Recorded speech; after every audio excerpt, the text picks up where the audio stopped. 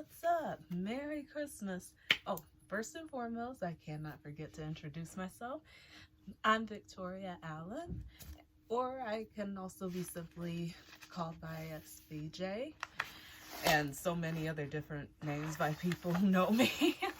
But either way, this will be my first video that I will put out on YouTube. And today, pretty much I'm just gonna be wrapping some Christmas gifts. As we all know, Christmas is on its way, and so we just gotta prepare for the big day, or I have to prepare for the big day, forgive me. You guys probably already got your stuff figured out and your gifts wrapped up. Kudos to you. So while I wrap gifts, I will be discussing 3 Christmas films that have been part of my life since forever. Because really, literally, these movies I have watched since I was probably a toddler. If not toddler, definitely 5 or 6. And since it's Christmas time, what better time to actually talk about Christmas films, and Christmas films that have been also in their own way an inspiration to me. So let's get started. And first and foremost, I want to apologize to everyone if I am not, how can I say, completely video savvy, or have all these different types of ways of doing like a logo at the beginning, stuff like that. I'm learning as I go along. And I also should probably mention that I'm also an artist, and also I am also an actor, just to put that out there. But at this point, trying to get used to doing videos for YouTube is definitely a new thing for me, so please be easy on me. And also, if you guys have any advice for me, please feel free to leave in the comment section. Alright, so the first film I will be talking about is really actually not too far-fetched for being Christmas time, and also definitely I've been raised on Disney films, so just to let y'all know that ahead of time. And so this one is a Disney film, and it is called Mickey's Once Upon a Christmas. Now, I'm sure a lot of you have heard of this movie. If not, it's on Disney Plus if you want to check it out. And if you have heard of it, you guys know exactly where I'm coming from. This Christmas movie is kind of like an accumulation of 3 actual Christmas stories that have been written, and of course the Disney crew, Mickey, Goofy, and Donald, they did their own spin on those 3 Christmas stories. So I will be explaining them, and I should warn y'all now, spoiler alert, spoiler alert. So if you haven't seen the movie, please watch it before continuing on with this video, because this is me gonna be talking about the whole film, and that's how we're gonna go with that. So, where to begin? Well, it's always best to start from the beginning, as I have been told many times before. So, the movie starts where we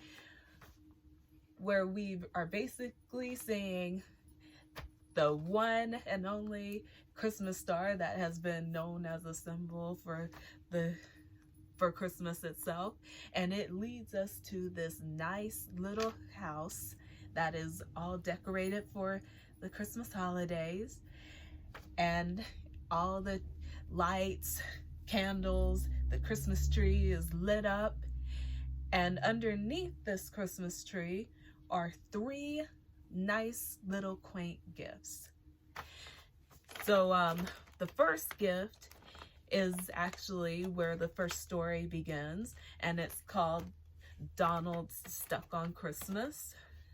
And it's basically a story about, I think you can kind of guess without me saying, but I won't say anything too much until I get further into what's going on in the story. So here you have Donald Duck and his 3 nephews, Huey, Dewey, and Louie. And it's Christmas morning. Everybody, well, of course, Huey, Dewey, and Louie are the first to wake up on Christmas morning. That is normal for kids because Christmas is an exciting morning for children.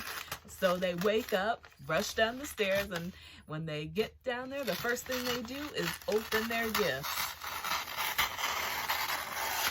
And Donald, who has just made breakfast for them, walks in on them, seeing that they have opened their gifts, and they shouldn't have because they were supposed to wait for the family to come before opening the gifts.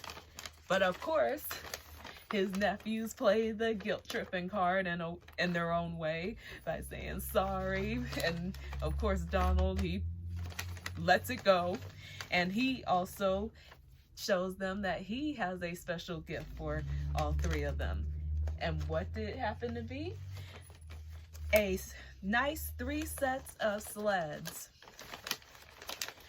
And with these sleds was a Christmas card that the boys they haven't even bothered to read. They're just interested in the gift.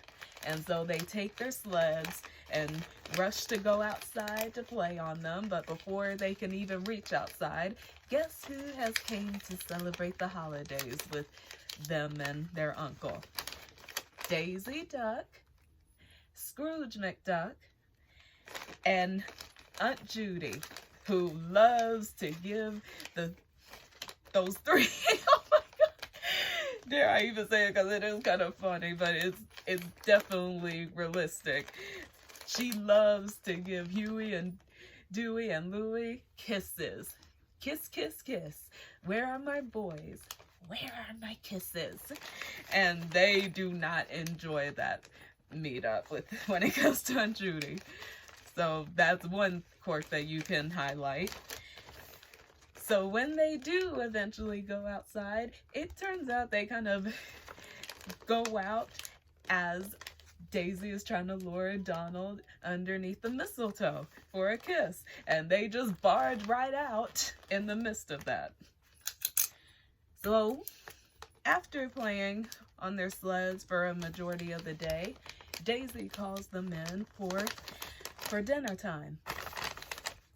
And she cooked a very nice traditional Christmas dinner, which is kind of a tradition for a lot of people, which is not weird for me. Let's just say our Christmas dinner tradition is definitely different from how they do it, but I won't get into that in this video. So what ends up happening is that after she sets everything down, the turkey is on the table, the mashed potatoes, the gravy, everything from the side dishes to the main dish is on the table. What ends up happening before she can ask Donald to carve the turkey for them? The boys start eating everything. Everything. Before saying grace, before even just like thanking everybody for being here for Christmas Day. And when Donald sees this, you know how he's gonna react. Like, boys! Ugh. And so what ends up happening, he asks them, where are their manners? And they are like, we don't give you know about it. But then when Daisy gives them the eye, they immediately know, okay, we need to do something to smooth things over with Aunt Daisy at least. And so they start complimenting her on the lovely dinner that she made and her lovely cooking. But this does not help Donald's temper at all. And Daisy is just like, will you just relax? Take it easy on them. They're just enjoying my Christmas dinner that I worked so hard to make. So chill out. And what ends up happening after dinner is Uncle Scrooge, he wants to play some Christmas carols on his wonderful treasured piano. And so he does it. And the boys, they're like, we don't want anything to do with that. We just want to sit here and play with our toys. Typical kids. And so they do that while the rest of the family listens to Scrooge play We Wish You a Merry Christmas. And that is pretty much going to be the highlight of this story, Stuck on Christmas, the highlight song of this story. But then it is 9 o'clock. It's time for playtime to be over, and it's time for the boys to go to bed, which they are not looking forward to because that means Christmas is over. And so what ends up happening is that before they go to sleep that night, one of the triplets starts wishing upon a star, which provokes the other two to wish along with him, to wish that it was Christmas every day. Now you get the whole idea on it being stuck on Christmas hint. So the next morning, the boys wake up to hearing what they heard the first morning of Christmas, which was Chip and Dale playing with this choo-choo train in their little hut area that they live in. And they are confused. Huey, Dewey, and Louie are confused by this because they're like, they're going to play with that again today? I mean, it's the day after Christmas. Shouldn't that be over? And that makes one of them ask, well, why don't we play with our new toys? Let's play with them because it's the day after Christmas. So what? And then when they look to find their toys, they realize in their toy box, they're gone. Not there. Now, unless somebody stole them, I highly doubt it's that case in this story. So what happens is that they're confused by this, and then another one of them, they look at the calendar and they see their whole calendar is filled with December 25th. So add to the confusion even more. So they go back downstairs, the tree is still up, the presents are still underneath the tree, and they are like, are you guys thinking what I'm thinking? Could this be that today is Christmas again? And so one of them is like, well, there is only one way to find out. We need to open these presents to see if they're like the same presents that we had. And then, lo and behold, they hear their Uncle Donald's voice say, Merry Christmas. And that made them realize that it is Christmas again. First freaked out, but then happy and excited, trying to convince their uncle that Christmas is happening again 2 days in a row. And of course, Donald doesn't believe them. He just thinks that maybe they were dreaming that it was Christmas. And then they go right for their special surprise, which was in the closet, their sleds. But before they can go out, what happens? They run into Daisy, Scrooge, and Aunt Judy once again. What are you gonna do? And of course they are met with her ferocious but loving kisses. And then once again they smash into Donald before he can kiss Daisy under the mistletoe, and they ride their sleds until Daisy calls them in for dinner again. And then it's the whole sequence of her playing this out, that having dinner time, and before they can get good and ready and all the family enjoy the food, the boys start scarfing down the food. And once again, Donald is not pleased with his nephews. And once again, Daisy's like, Donald, chill out. They are just enjoying my Christmas dinner. Relax. And then, of course, I think you can guess what happens next. After dinner, they end up going to the piano where Uncle Scrooge is gonna play his Christmas carols. And of course, the boys are gonna play with their toys, while Daisy, Donald, and Aunt Judy just dance and sing the Christmas carols. So there you have it. Second day, Christmas Day. And the boys are happy because they're like, this is awesome. And I'm not gonna explain the whole synopsis deal of this because I don't think I have a whole lot of time with this video.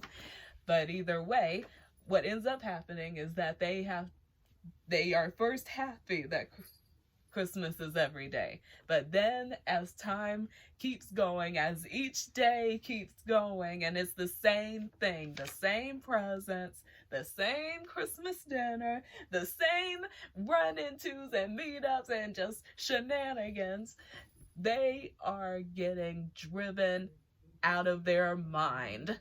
So what can you do about it, huh? What can you do about it? What can they do about it? So they wish for Christmas to stop. They had enough. They see how annoying it can be to have Christmas every day. And so they are like, how can we stop this? How can we put an end to this? And that's when they come up with the idea to start sabotaging everything for Christmas. So they start off with not only opening their gifts on one Christmas day, they just completely go overboard and play with their toys to the point that they just screw up Donald's fixing breakfast routine. And then what happens next? When everybody shows up for Christmas, when Aunt Judy is looking to kiss her boys, they come in front of her with, I forgot exactly what they had in their mouths, but it looks like they were dressed like divers, and they had those mouthpieces on their mouth basically to keep her from kissing on them. And this kind of freaks her out when she sees them that way. And then instead of playing on their sleds, they decide to pull a prank on Christmas dinner. They switched the turkey, the beautiful, delicious turkey that Aunt Daisy made, with a real turkey that would wreak havoc and run around the house. And this only makes Donald even more upset and just can't deal with it. And so he chases the turkey around, and in doing so, he ends up breaking Scrooge's beloved piano. He ends up just causing a mess all over the house trying to catch the turkey. And the turkey, he ends up getting away up the chimney like Santa. But everything is all dark and gloomy now, and everybody is kind of like, what in the world? And everything is just not going right. However, there is one little thing that Donald finds hope in, which is seeing the Christmas tree still up. But even that doesn't go well. The Christmas tree falls right on him in that moment. And when Huey, Dewey, and Louie see this, they think that Uncle Donald is only going to get even more mad, so they go to fetch their sleds. And then when they see how sad their uncle looks, it is really the most pitiful sight ever. Like, literally. And really kind of touching sight at the same time, I thought. The boys, this makes them even more sad about what's going on and what they have, and makes them to start feel guilty for what they did, sabotaging Christmas. And that is when they finally read the Christmas card that came with their sled gifts. And it reads out, I won't paraphrase because I also don't know if I'm allowed to do that at this point, so I'll just simplify what the Christmas card said. It was a Christmas card from Donald and Daisy, letting the boys know that Christmas is really about spending time with the people that you love and the hearts that you touch and that touch yours. And it's not about the gifts. It's not about the Christmas dinner. It's not about the fancy, shiny lights.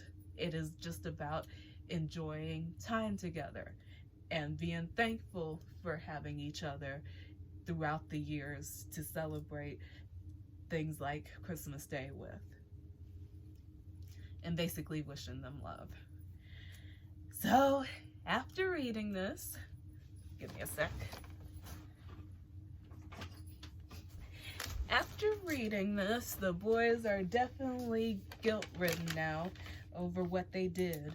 And so they plan for the next Christmas Day, which we all suppose that the next day will be Christmas, for they have been stuck on Christmas for many days now. They all agree to try to make the next Christmas Day the best Christmas they ever had. So first thing that happens is in the morning, when they first hear Chip and Dale playing with their choo-choo train, they send them a nice little gift of acorns, wishing them a Merry Christmas.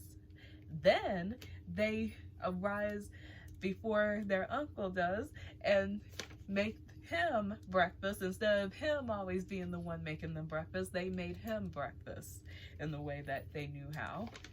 And Donald, at first, he is so touched by this, but then he's like, hold up a second. Are these my same nephews? Are these the nephews that I have known throughout their lives and know that when it comes to Christmas Day, they are always looking to open their Christmas presents? And so he's like, what is going on here? He has that look for a majority of this Christmas Day. And so, but either way, we'll get to that part in a sec. So what ends up happening is that Daisy, Uncle Scrooge, and Aunt Judy arrive, and they wish everybody a Merry Christmas as usual. And this time, instead of Aunt Judy trying to chase the boys down for her holiday kisses, they give her a whole bunch of Christmas kisses. And this even provokes Donald's curiosity even more with what's going on with his nephews. Oh boy.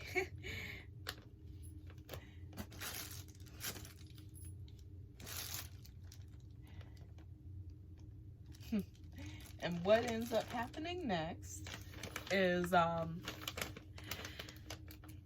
dinner time. Instead of the boys going out to play on their sleds as they do as usual, they instead just stay inside and help Aunt Daisy bring the food to the table.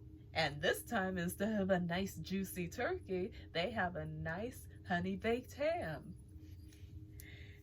And this time the boys asked their Uncle Donald if he would like to carve the ham. And this is provoking Donald's suspicions of his nephews even more. He does not understand what is going on with his nephews, but he does cut the ham. Everybody enjoys the Christmas dinner. Heck, they even invited the turkey that caused so much of a mess the last Christmas Day to join them to have some honey baked ham.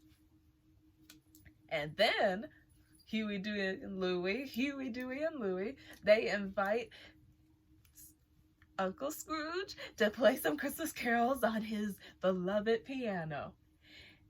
And now Donald has had it. He wants to know now, what is up with you guys? What are you boys up to? And they're like, you're right, Uncle Donald. Your suspicions are correct. We are up to something, or we were up to something. And this, what's in the closet that they bring out, is what they were up to. They use the sleds that he has given them as their special surprise, and they have a special surprise for him. They combined the sled wood pieces together to make him his dream boat. And Donald's so touched by this. Everybody pretty much touched by this. They are just so happy to see Huey, Dewey, and Louie just embrace the true spirit of Christmas by giving to their uncle a special surprise and just showing him love.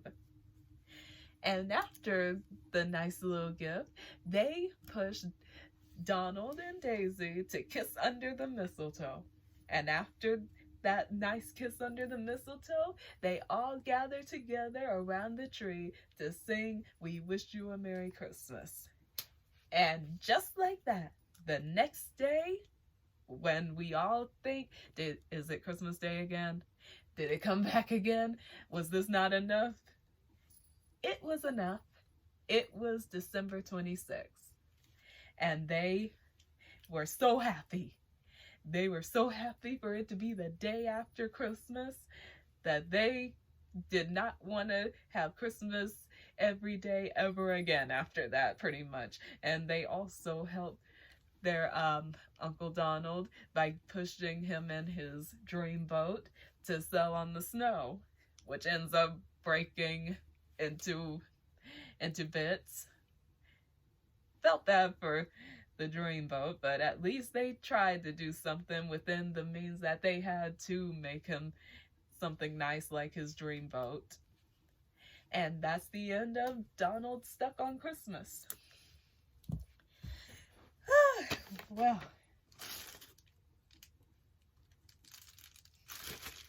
and the next story, which I think this one is based on, I think it's a very Merry Christmas. I haven't read the story, so I can't really give you too much info on that. But this one will be starring Goofy and his son Max, one of my favorite Disney characters, let me add. And it's called A Goofy Christmas. There we go. Not a Merry Christmas, a Goofy Christmas. And so, in this story, we find Goofy and Max. Max is kind of like, I think he looks like he's either 6 or 7 or 8. One of those ages. I know he is no older than that by this point. And they are trying to finish up a letter to Santa Claus to send to put in the mailbox so the mailman can take it to the North Pole. But Goofy, who is taking his little merry time trying to write down what they want on the Christmas list, they miss the mailman. And so what ends up happening is actually an interesting thing that I could see happening. Max takes his dad and rides on his bicycle to catch the mailman so they can actually give him the letter. But they keep running into one obstacle after another, missing their opportunity to catch the mailman, and their little route leads them to the mall. And so Max decides they should take a shortcut through the mall. And that's what they do. And Goofy ends up getting kind of entangled and I don't know what exactly it was, but he ends up getting entangled, but he promises Max that he will come behind him with the letter and urges Max to go ahead and stop the mailman before he gets out of their reach. Oh my God, please forgive me, people. Multitasking can be easy at one point and then the next minute, not so much. But hey, it happens. So don't judge. But either way, so as Goofy tries to reach Max, well, first gets the letter and tries to reach Max before the mailman can completely get away, he keeps ending up getting into some crazy shenanigans in the mall that involve people watching and seeing, and also probably getting hit by some of his goofy antics as usual. It kind of reminded me of something that, in a way, kind of almost like if not Grinch-like antics, definitely something that I've seen in other films, like, dare I say, Indiana Jones, but I'm not going there. But either way, Goofy gets the letter. He ends up making it just in time before the mailman leaves, when Max stops the mailman from leaving. And Max is relieved. He is happy and he is very hopeful now that Santa will get their letter in time and he will receive the gift that he always wanted. He wants a snowboard to skate on. And he had a very interesting had a very interesting name that he called it. He just said, "My very own one-of-a-kind carbon splattered." You know what? I'm not even gonna try. I'm not gonna try this time. Maybe another time, but not this time. And so basically, just to narrow it down, Max is happy because that is the gift that he wants more than anything for Santa to bring to him. And as they are all starting to get ready and enjoy the holidays as they do every year, in comes Pete. Oh my goodness. Don't we all just love it when Pete shows up? Okay, maybe a little, because he does add an element of hilariousness to it that is definitely not goofy hilarious, but in his own way hilarious. Father of the Year, y'all.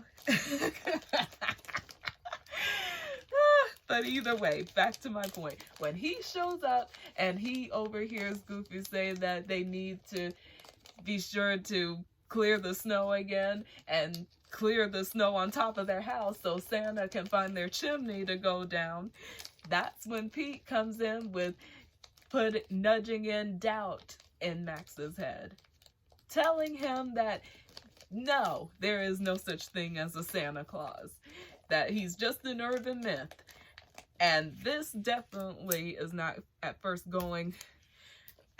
Max is not buying it. But then when Pete starts to explain it, it appeals to Max's more logical side of things, how he would normally process how things could be possible or not. And this just makes him sad when Pete basically tells him that there is no such thing as Santa Claus. And so when he goes inside to tell his dad that he heard that there was no such thing as Santa Claus, Goofy tries to convince his son in the most genuine way that Santa is real, and that in order for him to truly be real, you have to believe in him. And you have to keep that belief no matter what people say, or no matter how many times people say he is not real and try to give you logical explanations of why he isn't real. You just have to believe in him, and hopefully everything that you're hoping for to receive the gift that you want for Christmas will come to be. And so this temporarily convinces Max, but then once again his doubts start to plague his mind again, to the point that he starts asking his dad more logical questions, like, if there is a Santa Claus, how is it logically possible that he can do all that he can do? And how is it logically possible for reindeers to fly and they're not birds? So all that stuff.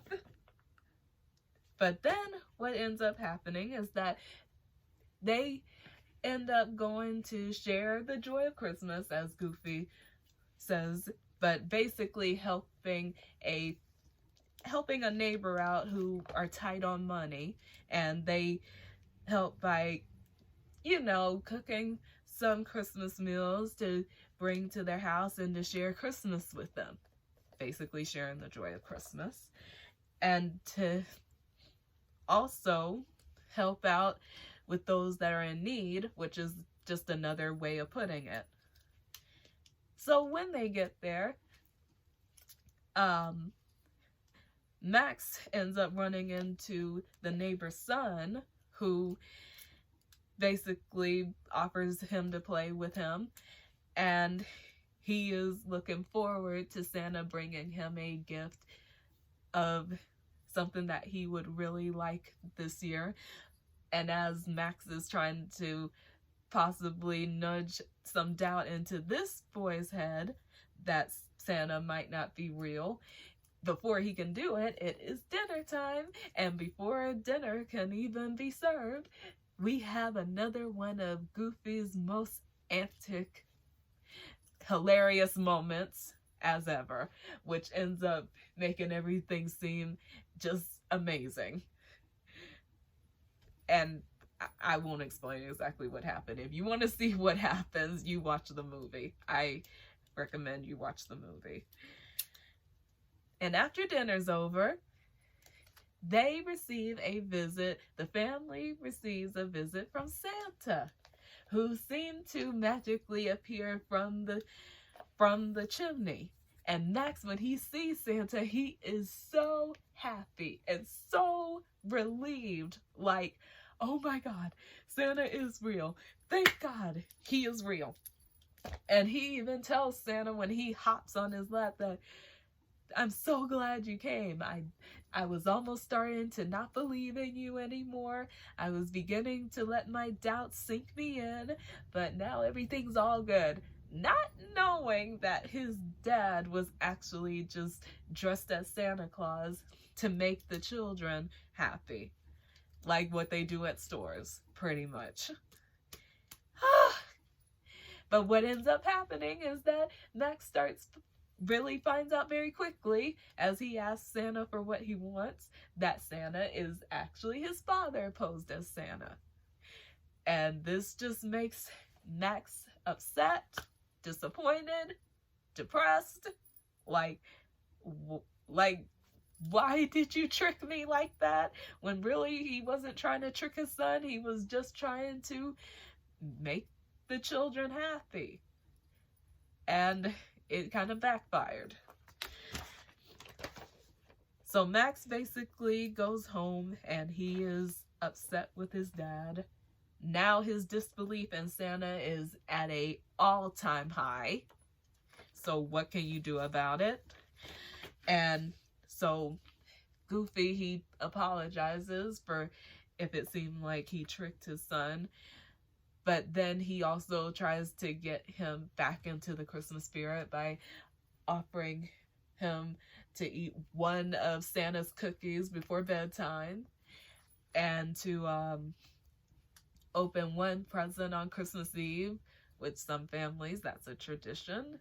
I know it's a tradition in my family, but I can't speak for all families. And Lord have mercy. None of this is helping. None of this is helping Max at all. So Goofy tries another plan. He goes upstairs and grabs his beloved teddy bear named Old Stuffed Bear. Now, if you guys remember Old Stuffed Bear from an extremely Goofy movie, then you'll know the significance of him in this one, as far as that this was the teddy bear that Santa gave him. And this still was not helping Max. He has fully just hammered down on the idea Santa is not real. Stop trying to convince me he is real, Dad, because he isn't. And Goofy assures him and promises him that yes, Santa is real. So giving his dad at least one more chance to prove him wrong, he asked his dad to prove it to him that Santa is real. So, what ends up happening? They go on the roof of their house, and Goofy says that he will keep an eye out for Santa, whether that's with a telescope, whether that's with satellite, or whatever. And when he sees him, he will snap a picture of Santa, so Max will always have the photographic evidence that Santa is real. And at one attempt, it wasn't Santa. It was just a woman walking down the street with her dog. It's interesting, a dog walking a dog in this Disney world. But hey, that's Disney. Not questioning. And I'm not hating either. But it is a little weird. And so Max pretty much is like, yeah, you do what you want to do, Dad, but I'm going to bed. I am not staying up here waiting for something that's never gonna come. And so, but he himself, as he tries to go to sleep, he can't sleep. Because somewhere deep down inside, he too wants to see if Santa is real. He wants to believe deep down inside himself that Santa is real. And Goofy, he just continues to keep watch, waiting for Santa. And then he does something kind of sweet, predictable in my opinion, but very sweet. He uses a shovel and carves out in the snow to Santa as a message to Santa saying, "Don't forget Max."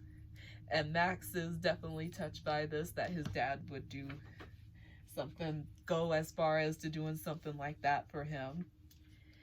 But then a possibility that comes about. Goofy wakes up Max, telling him that he sees Santa coming out of a chimney at his next door neighbor's house.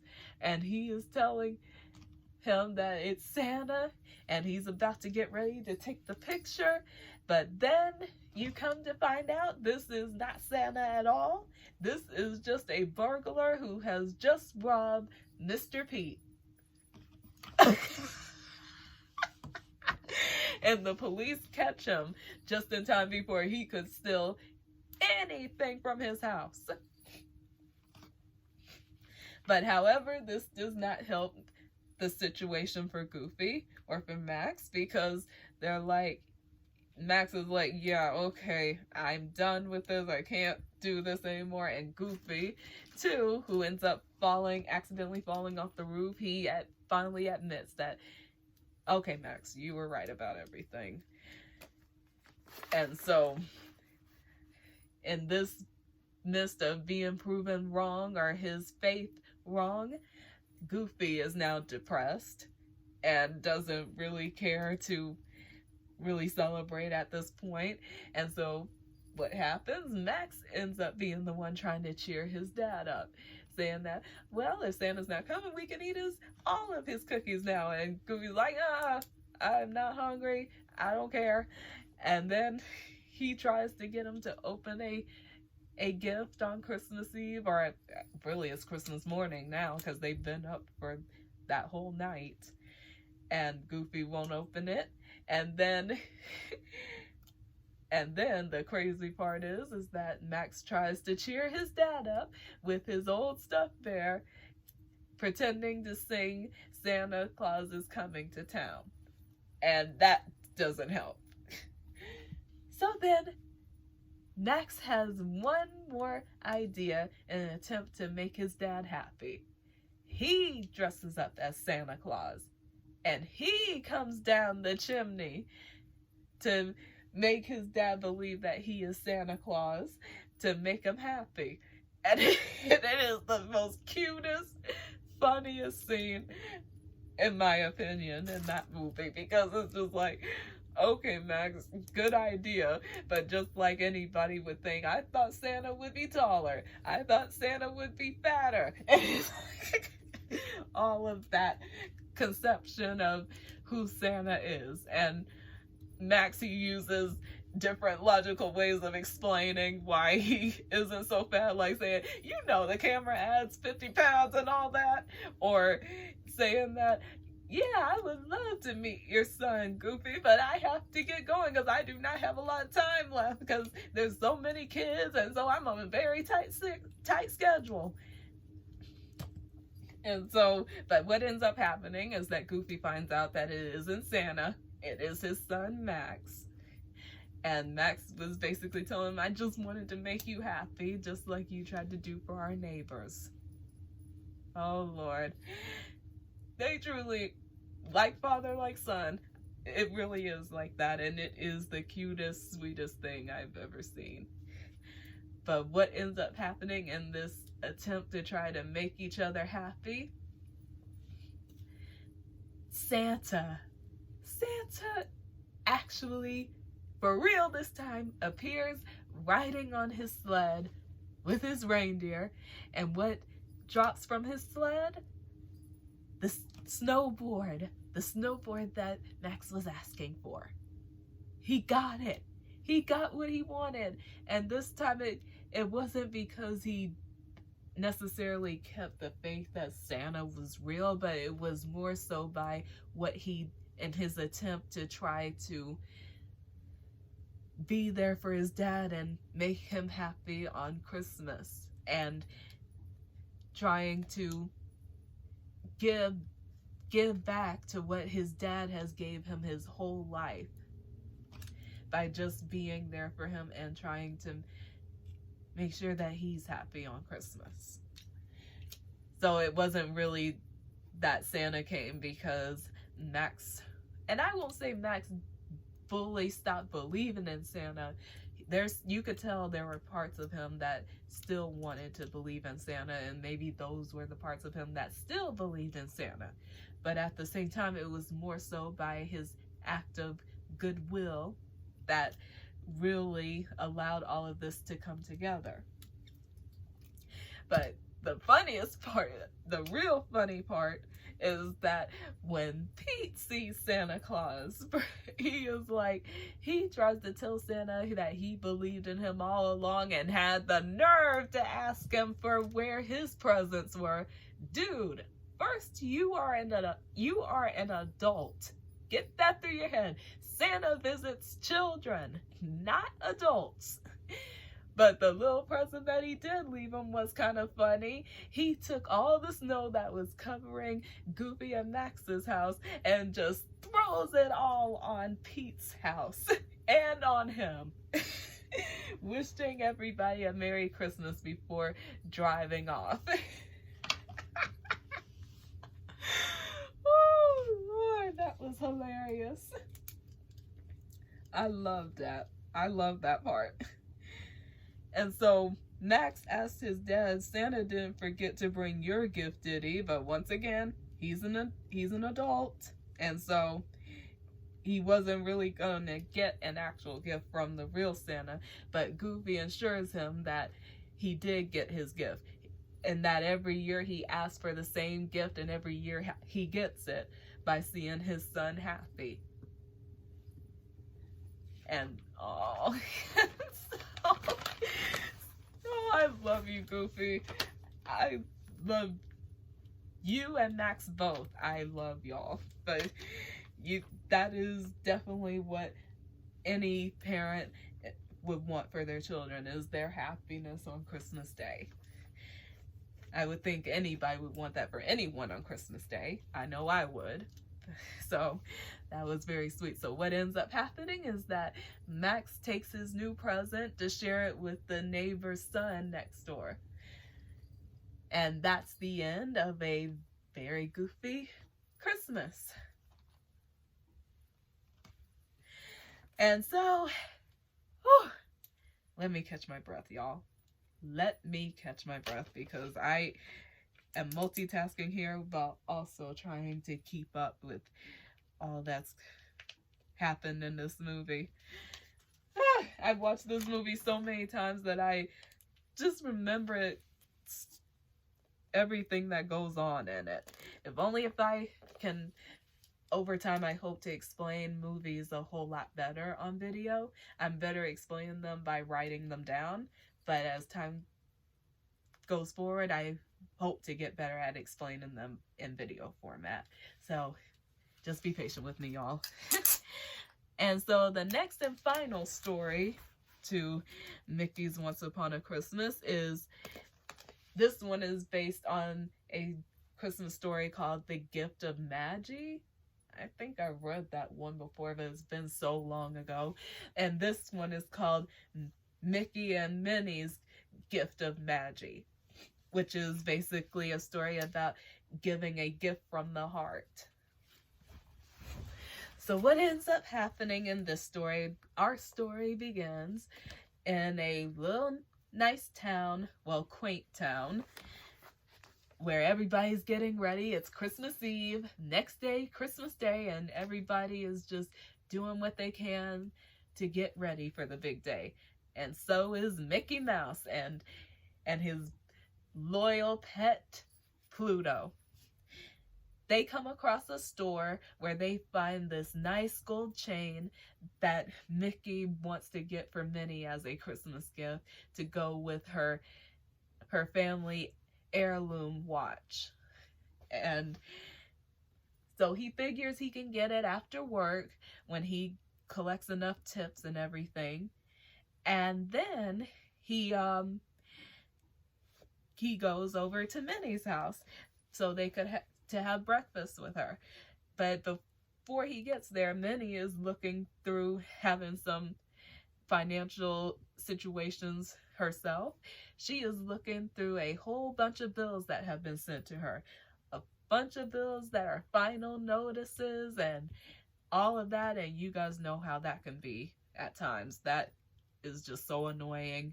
Wish it could stop, but yes, you have to pay your bills. That's just life, y'all. That's life for you. But either way, they end up having breakfast with each other, and Mickey brings Minnie a Christmas tree from the place that he works at for her. And they start talking about the possibilities of what their interesting, antique things that they have. Mickey has a beautiful golden harmonica that he plays Christmas music or just plays music on, and Minnie comments that a harmonica like that really needs a special case to be put in, while Mickey is like, her beautiful antique family heirloom watch could use a gold chain on it rather than her having this little string that she puts around her neck that she has the watch on. So they're basically revealing what they're trying to get for each other. But either way, it's time to go to work for both of them. Minnie works at a department store while Mickey is working at a tree lodge that sells a whole bunch of Christmas trees for the holidays. And so he gives her a ride on a Christmas sled to go to her job, and then he heads off to his job. And surprise, surprise, he is working for Pete. These Goofy and Mickey, they cannot get away from Mr. Pete. No one really can get away from Mr. Pete. Am I right or am I right? So, either way, Mickey starts getting his work done for the day, setting up nice Christmas trees to be bought, and a nice elderly woman that he helps bind the tree on top of her car for. She gives him a nice gift of a stack of money for just being nice to her. And that was probably the best tip that from what I can see, that's the best tip anyone would be happy to receive. I know I would have if I was working back at the store. And then after that, Mickey, he is ecstatic because he thinks he will have enough money to get that gold chain for Minnie's watch. But before he can get back to his other duties, a family comes to ask him if they can purchase a nice little tree. But before they can ask him to find them a tree, Pete steps in to offer them a big 10-foot tree. 10-foot tree. And from looking at this family, it doesn't look like they have a lot. I'm sorry to say, they look like they're a family of like not a lot of means. Let's just put it like that. And Pete is trying to get them to purchase a loan on a tree. And all they're looking for is just a tree to have in their house. Not some big 10-foot tree that they probably are never going to use again the next year. But Pete, as he uses every trick in the sales book to try to get them to purchase this 10-foot tree. And when Mickey sees the scam that he is running on this family, he comes in and offers them a small, nice, quaint, small tree, telling him that he found it out back because earlier Pete told the family that all the other trees that are not 10-foot trees have already been reservated. And so, but Mickey comes in and finds this tree and it hasn't been reservated. So he puts that on the table for them to have, and they take it. Thank God, because you do not want to have to end up owing Pete for anything.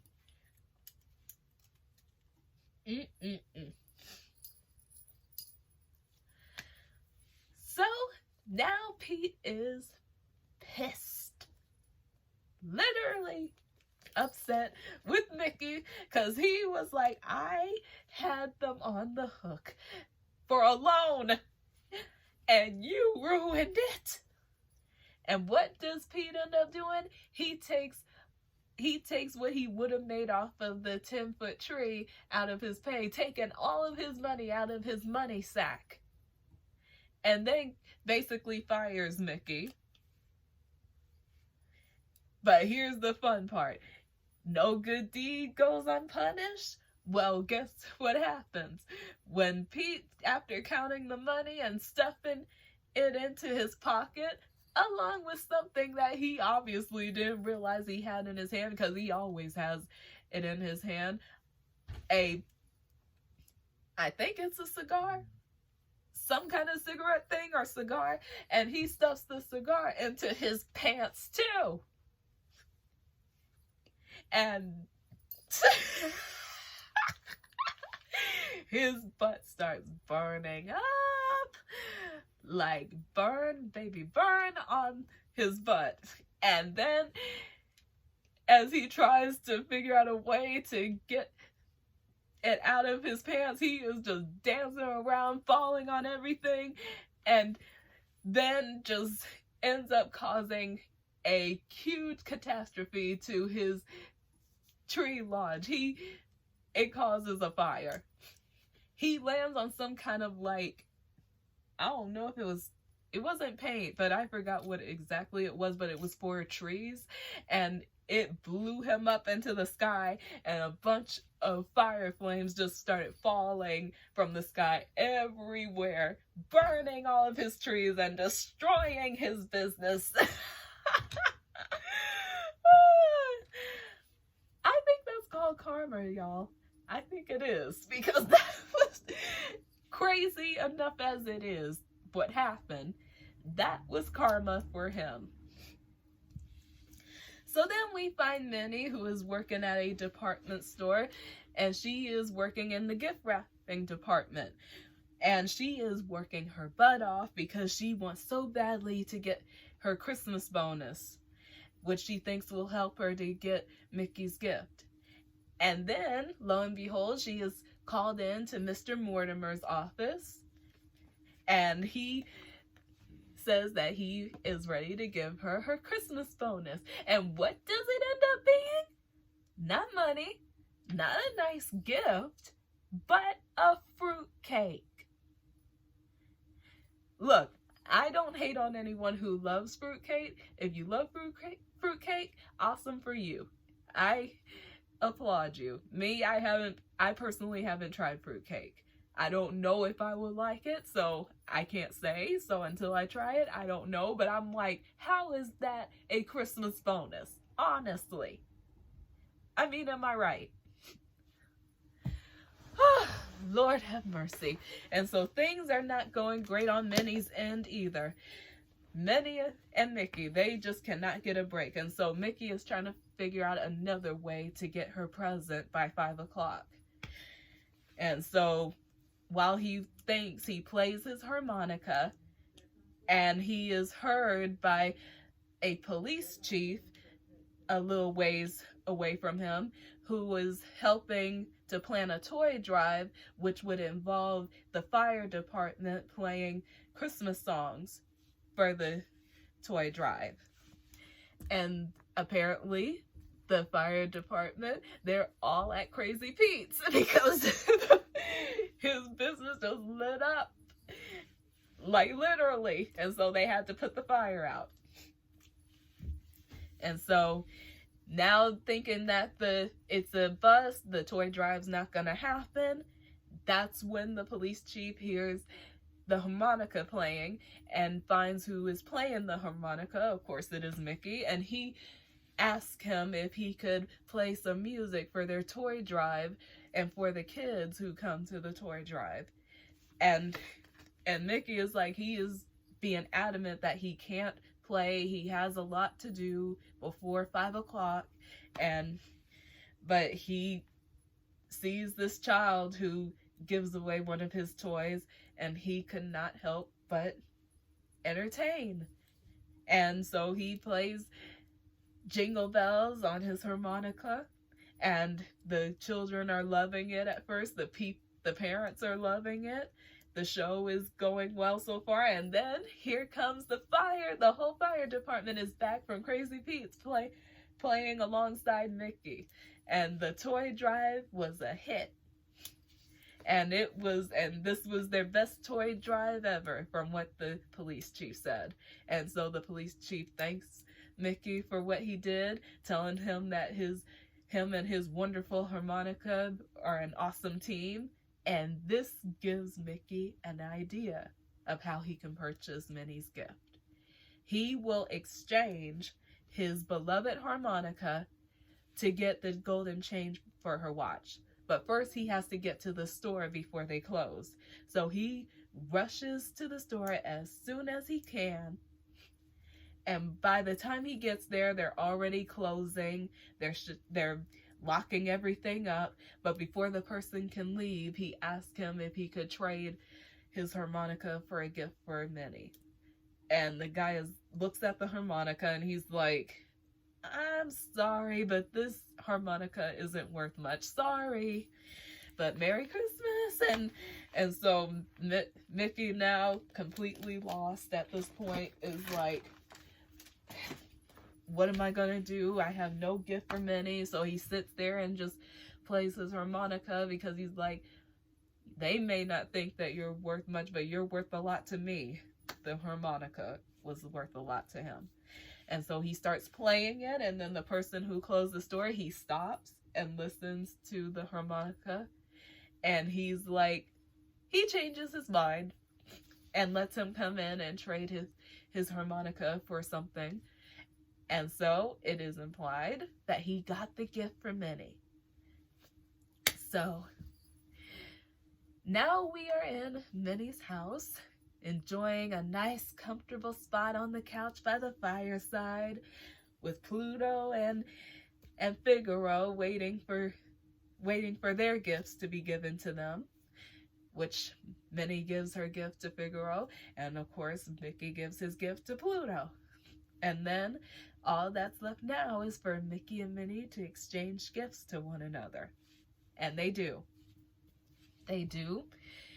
And they're both kind of like, when they first see the gifts that they get, they're happy. But at first for Mickey, he's like, oh boy, Minnie got me a case for my harmonica, which I don't have anymore.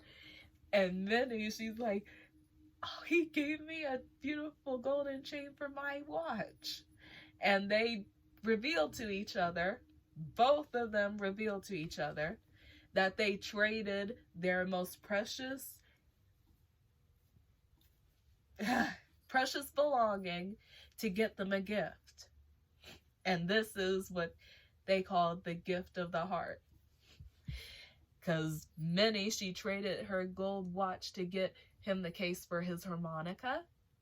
And Mickey traded his harmonica to get a chain for her watch. Truly a wonderful couple you guys are. You guys really seem to care about each other. Thank God. But either way, Minnie was also shocked that Mickey would do something like that for her. She was like, I can't believe you would do that for me. And he's like, look, you're all the music I'll ever need. You're my girlfriend. And you're what truly matters to me. Oh my God. Isn't love at Christmas time such a wonderful thing to think about when it's genuine love and it's not going overboard? So, and that's the end of the last story. And the film basically ends where everybody gets together, all of the characters, Mickey and Minnie, they get together singing their song Jingle Bells, and Max and Goofy, they get together singing Deck the Halls, and then Donald, Daisy, and his nephews come in singing We Wish You a Merry Christmas. And that's how the movie ends. So, yeah, so all in all, Mickey's Once Upon a Christmas has always been something that's been a part of the Disney canon, and was also kind of like, I think it was fairly well received, and also it was part of the Walt Disney Gold Collection, and also people still watch it to this day. It's on Disney Plus. You can check it out if you want to. And it just reminds people of why, when it comes to Christmas, you should value the time when it is, and also value the people that you share Christmas time with. Because at the end of the day, that's what's truly important, whether that's on Christmas Day, whether that's on Valentine's Day, whether that's on Thanksgiving, Halloween, whatever. Having family and friends to share the time with and treasuring it with all your heart, that's what truly matters at this time of the year. All right, y'all. Well, that was Mickey's Once Upon a Christmas. And the next one that I will be talking about, this one has definitely also been a part of my childhood. And it is called Casper's Haunted Christmas. Let me know if you ever seen Mickey's Once Upon a Christmas, and hopefully I'll have the next video coming up where I discuss this one.